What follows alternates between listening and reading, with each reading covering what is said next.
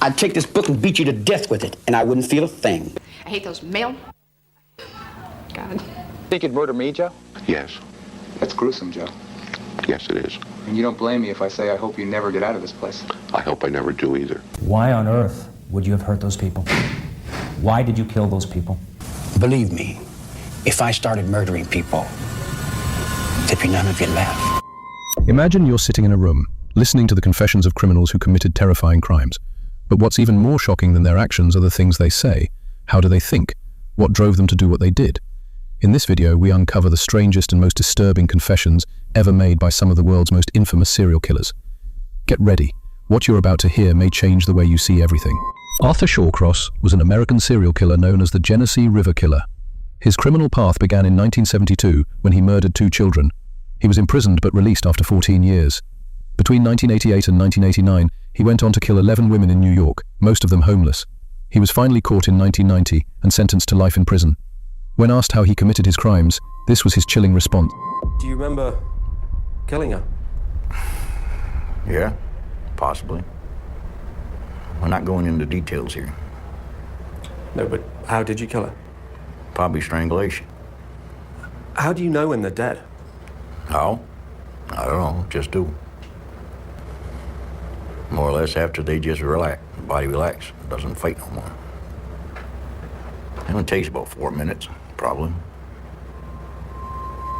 Sometimes less than that. Aileen Wuornos was an American serial killer who murdered 7 men in the span of a single year.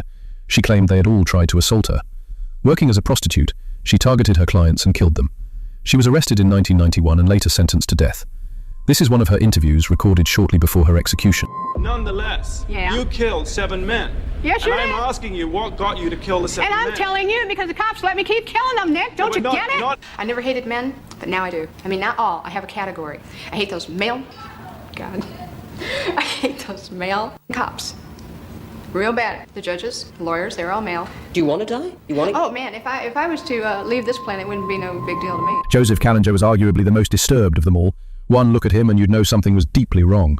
In 1974 and 1975, he became a serial killer with the help of his own son, Michael. Together, they murdered 3 people, one of whom was a member of their own family.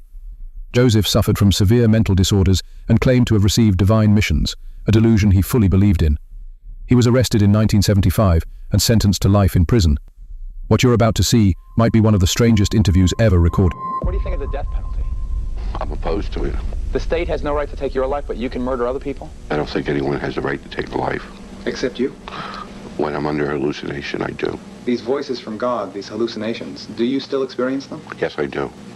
Often? Often. Do you ever feel violent? Yes, I do. What do you feel like doing? Killing people. You still feel like killing people? Yes. Describe the feeling that you get when you feel like killing people. Well, last March 11th, I was hallucinating, and I took a razor blade and I cut a man's throat. Here in the hospital? Here in the hospital. Challenger's reign of terror ended. 3 were dead, including his 14-year-old son. You murdered your own son? Yes, I did. Why did you do that? He was a sacrifice. I was to murder 3 million people on the planet Earth, and he was a sacrifice to see if I could murder one of my own. At the end of murdering all the people on Earth, I was going to murder my own family and then take my own life and become God. With a good ear, you try to help people? Yes. When you're not trying to murder them? Yes. Do you think you'd murder me, Joe? Yes. That's gruesome, Joe. That's horrible. Yes, it is. And you don't blame me if I say I hope you never get out of this place. I hope I never do either. Richard Ramirez, known as the Night Stalker, was a terrifying American serial killer who spread fear across California between 1984 and 1985. He committed around 14 murders, though he claimed the number was even higher, involving brutal torture and violence. Ramirez was deeply involved in satanic rituals and made sure to leave satanic symbols at his crime scenes. He was finally caught in 1985 after being chased down by civilians in the street and was sentenced to death in 1990. Why on earth would you have hurt those people? Why did you kill those people? No comments, no comments. I cannot answer it at this time. They took a woman in her 60s and stomped her to death with his foot, leaving an imprint of a shoe on the side of her face. As far as Satan is concerned, I believe in a malevolent being. His description eludes me, but I have felt powers that are evil. I think most humans have in them the capacity to commit murder. They choose not to, not because they are morally superior, as they so commonly claim, but because they are imprisoned in a web of responsibilities, commitments, beliefs, and sentiments. I don't care about myself, really. I don't care about what happens to me.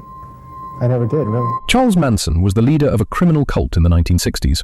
He founded a group called the Manson family, and through his intense personality, he convinced his followers to commit horrific crimes. The most infamous was the murder of a pregnant Hollywood actress, along with 6 others in 1970. His twisted goal was to spark a race war, a term he borrowed from a song by a band he idolized.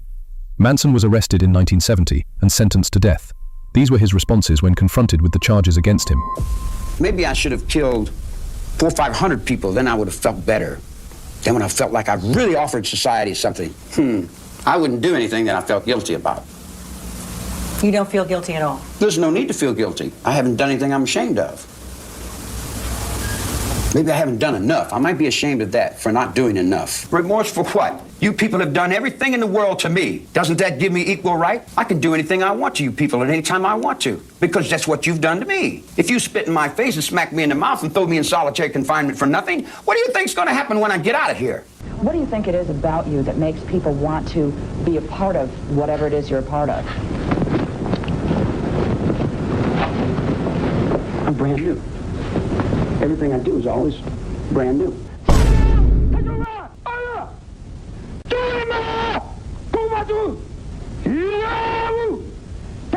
If I wanted to kill somebody, I'd take this book and beat you to death with it, and I wouldn't feel a thing. Do you feel blame? Are you mad? Do you feel like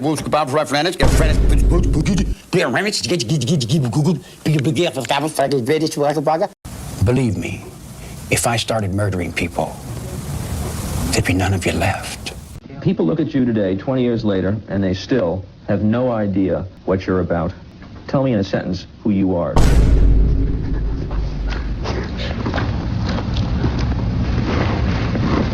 Nobody. Jeffrey Dahmer, infamously known as the cannibal killer, committed some of the most horrifying crimes in modern history. Between 1978 and 1991, he murdered around 17 men. His crimes involved disturbing acts, including necrophilia, mutilation, and even cannibalism, as he kept body parts and consumed portions of his victims.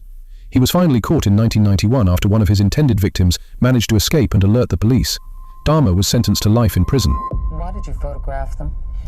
It was my way of remembering their appearance, their physical beauty. You are gay. If I couldn't keep them there with me whole, at least I felt that I could keep their skeletons. I started reading pornography, going to the bookstores. Eventually that led to frequenting the gay bars. I was branching out. That's when the cannibalism started, eating of the heart. And it was a way of making me feel that they were a part of me. Bedroom closet, and it was a locked metal box.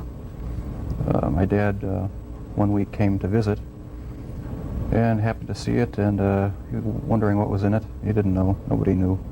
It contained the mummified head and genitals of a young man I met. Why are you gay? One time I brought this young man back to the hotel room, the Ambassador Hotel. I had no intention of hurting him. When I woke up in the morning, he had a broken rib here, was heavily bruised. Apparently I had beaten him to death with my fists. If you were out on the street now, would you still be committing the crimes? Probably. If this hadn't happened, there's no doubt I probably would be. I can't think of anything that would have stopped me. Ted Bundy is one of the most infamous criminals in history. Between 1974 and 1978, he targeted young women using his charm, good looks, and intelligence to deceive them. He would often pretend to be injured or in need of help, then brutally attack. Bundy confessed to killing 30 women, but many believe the real number is much higher.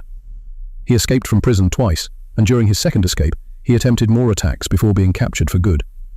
He was sentenced to death and executed in the electric chair in 1990. This interview is short, but he says something shocking and deeply disturbing. Pay close attention. I've met a lot of men who were motivated to commit violence just like me.